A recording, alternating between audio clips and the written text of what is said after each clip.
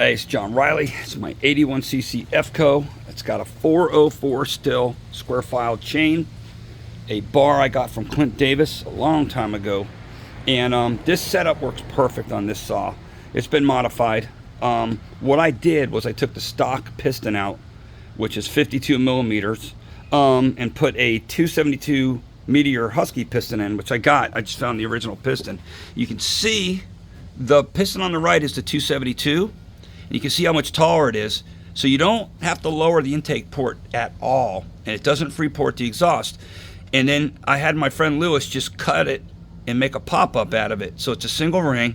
And then obviously I used a still tapered wrist pin instead of this fat piece of shit wrist pin, and that gave it 190 compression.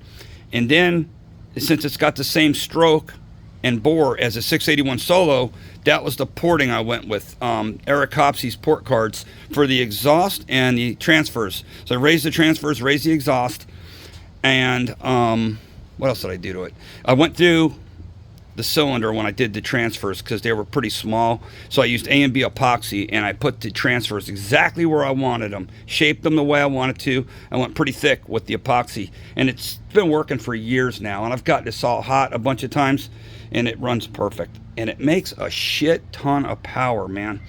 And it's a joy to run. People say they're a little heavy, but when you have a bigger bar and a bigger, setup on it, you don't notice it as much. And this thing's a beast for hardwood with the square file chain. Man, it rips. Look at that exhaust. Sean did that. And it's a great saw. Let me fire it up for you. Just funny, I found the pistons and I said, you know what, let me show everybody. In case you want to modify one, that's a good way to go. You just use the 272 piston and make a pop-up out of it, and you should be somewhere around 190. I forget if I used a base gasket. It's been a long ass time since I did this thing. Let me see if I could just put it right there. Hopefully I won't have to choke it. I just had it running. I just redid the video so I show you the pistons. Choke it.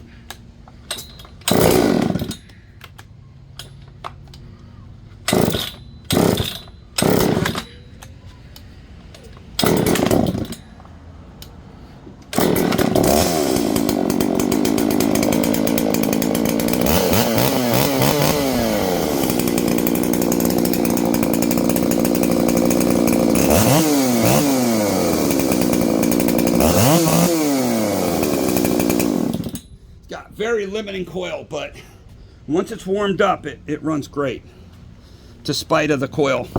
I just couldn't get into trying to make an unlimited coil and all that shit. I wasn't going to go that far with it. But I've had it at a few get-togethers, and people ran this saw, and they're like, man, this thing runs excellent. So I'm like, yeah, it does, doesn't it? I love it. It's actually a good go-to saw, man. For what I paid for it was next to nothing. But anyway, thanks for watching.